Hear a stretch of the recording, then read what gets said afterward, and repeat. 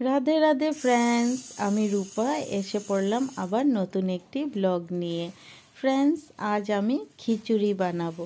তো এখানে আমি 1.5 কাপের মতো মুগ ডাল নিয়ে নিয়েছি। মুগ ডালটা একটু হালকা করে ভেজে নেব। ভেজে তারপর খিচুড়ি বানানো শুরু করব। অনেক দিন থেকে ভাবছি যে খিচুড়ি বানাবো, অনেক দিন হয়েছে আমাদের ঘরে খিচুড়ি বানানো হয়নি। তাই আজ তো এমনিও নিরামিষ, ভাবছি সকাল থেকে কি বানাবো তারপরে না ভাবলাম আজ খিচুড়ি বানিয়ে নিই। তো এই দেখুন মুগ ডালটা হালকা ভাজা হয়ে গিয়েছে, সুন্দর একটা গন্ধ বেরিয়েছে।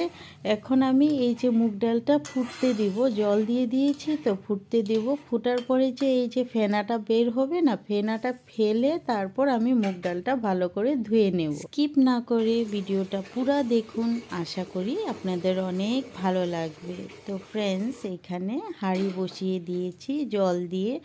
অল্প জলটা গরম হলে তারপর আমি এতে ডাল চাল দিয়ে দেব। ডালগুলো ধুয়ে এনেছি ভালো করে, আর আমি চাল ধুয়ে ভিজিয়ে রেখেছি।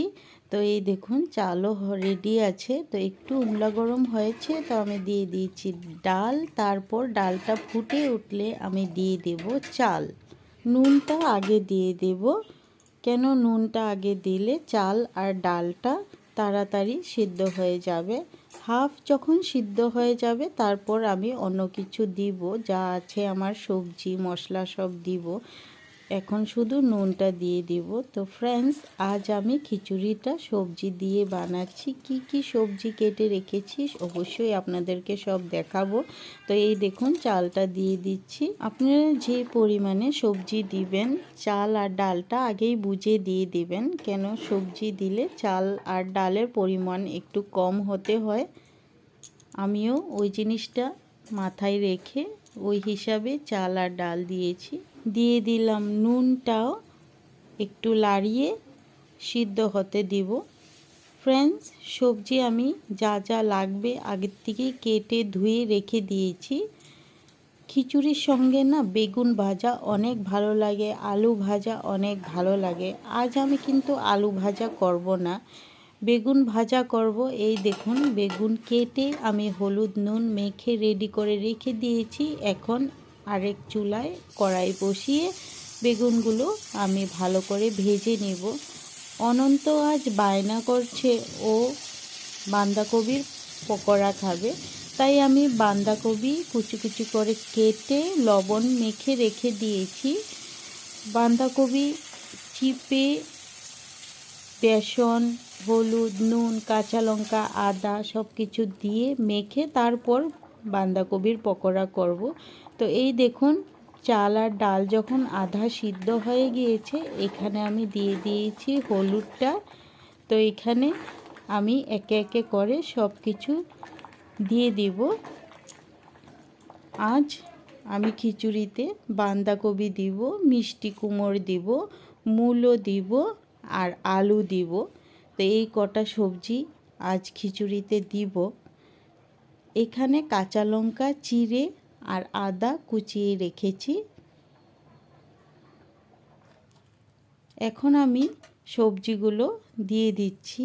প্রথমে আলুগুলো দিচ্ছি, তারপর দিব মিষ্টি কুমড়, তারপর মূলো আর বাঁধাকপিটা অল্পক্ষণ পরে দেব, কেন বাঁধাকপিটা এখন দিলে বেশি গলে যাবে, তাই আমি বাঁধাকপিটা পরে দিব। সব সবজি দিয়ে আমি আদা কাঁচা লঙ্কা আর জিরে পাউডারটাও এখন দিয়ে দেব। খিচুড়ি রান্না করলে কন্টিনিউ লাড়াতে হয়, না লাড়ালে ওই যে নিচে বসে যাবে পুড়ে যাবে, তাই কন্টিনিউ লাড়াতে হয়। আমিও অন্য কাজ যেমন করছি খিচুড়িটা কিন্তু কন্টিনিউ লাড়ালাড়ি করছি। হ্যাঁ বন্ধুরা, আঁচটা একটু কমিয়ে রেখেছি, আপনারা আঁচ কমিয়ে এভাবে রান্না করবেন, কেন এখানে যা যা সবজি আছে সব কিছু সিদ্ধ হতে হবে। আর এখানে না আমার একটু জল কমে গিয়েছে, মানে ওই যে চাল ডাল সবজি সব দেওয়ার পরে একটু টেনে গিয়েছে জলটা। তো তো আমি কিন্তু এখানে ঠান্ডা জল ইউজ করব না, আমি ওই যে অন্য পাত্রে গরম জল বসিয়েছি, আমি গরম জলটাই দেব। তো এখানে দেখুন সব সবজি দেওয়ার পর বাঁধাকপিটাও এখন দিয়ে দিলাম, দেওয়ার পর মানে ডেকচিটা একদম ভরে গিয়েছে, জায়গা হচ্ছিল না। তবে কিছু না, একটু পরে যখন সবজিগুলো মজে যাবে না, একটু কমেই যাবে আর জলটা আর একটু শুকাবে। আমি একটু পাতলা করেছি এখন, কেন সবজিগুলো সিদ্ধ হতে এখনও বাকি আছে। এখানে দেখুন এই যে আমি পকোড়াটা মেখে রেখেছি, এই সাইডে এখন আবার আমি পকোড়াও করে নিয়েছি, আমার বেগুন ভাজা হয়ে গিয়েছে। হ্যাঁ বন্ধুরা, কাল একটু সিম চচ্চড়ি বানিয়েছিলাম, ওই সিম চচ্চড়ি মানে শুকনা করে বানিয়েছিলাম, তো এটাও আমরা খেয়ে নেব আজ খিচুড়ির সঙ্গে। গতকালও নিরামিষ ছিল আর আমি এভাবেই পকোড়া বানিয়েছিলাম। ওই যে অনন্ত বলছে গতকালের মতন আবার আজও ওর পকোড়া লাগবে, অনেক বায়না করছে, তাই আমি ভাবছি না ওকে বানিয়ে দিয়ে দিই ওর জন্যে পকোড়া। তো ও না পকোড়া, তেলের ভাজা, বড়া এগুলো খেতে না অনেক ভালোবাসে, কিন্তু সব সময় খাওয়া তো ঠিক না। তবে আজ চলো বাচ্চা বায়না করছে, বানিয়ে দিচ্ছি। আর এই দেখুন এখানে এক পিঠ হওয়ার পরে আমি একটু উল্টিয়ে পাল্টিয়ে দিচ্ছি, তো বেসন তো টেনে যাবে ভালো মতো। তো একটু তেল দেব, আমি তেলটা টেনে গিয়েছে পরে, একটু তেল দিব উপর থেকে, তেল দিয়ে আমি ভালো করে পকোড়াগুলো ভেজে নিব। এত কাজ করে স্নান করে ঠাকুর পূজা দিয়ে আস্তে আস্তে না আমার অনেক বেলা হয়ে গিয়েছে, এখন অনন্তর বাবারও আসার সময় হয়ে গিয়েছে আর আমি অনেক তাড়াতাড়ি করে করছি। অনন্ত বাবা আসলে আমার তাড়াতাড়ি করে ওকে দিতে হবে, না হলে ওর আবার সময় থাকে না, ওর ফোন কল আসতেই থাকে দোকান থেকে, তাই আমি একটু তাড়াতাড়ি করে রান্না করছি। তো এই দেখুন এখানে বাঁধাকপির বড়াও হয়ে গিয়েছে, এখন আমি খিচুড়িটা সম্বাস দিয়ে দেব।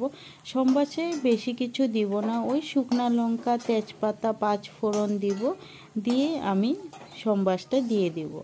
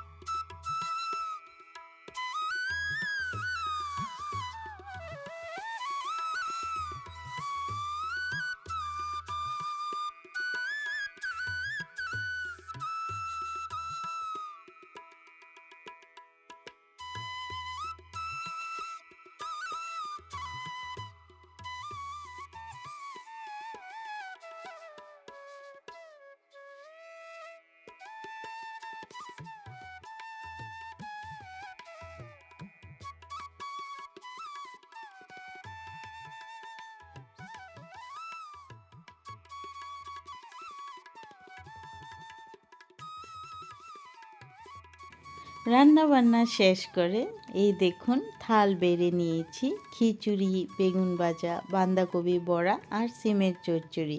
দেখুন বন্ধুরা এত সুন্দর লাগছে, খেতেও কিন্তু অনেক সুস্বাদু হবে। ফ্রেন্ডস, আজ আমি এখানেই বিদায় নেব। আশা করছি আপনাদের অনেক ভালো লাগবে। নতুন একটি ভিডিও নিয়ে অনেক তাড়াতাড়ি আসবো। টাটা।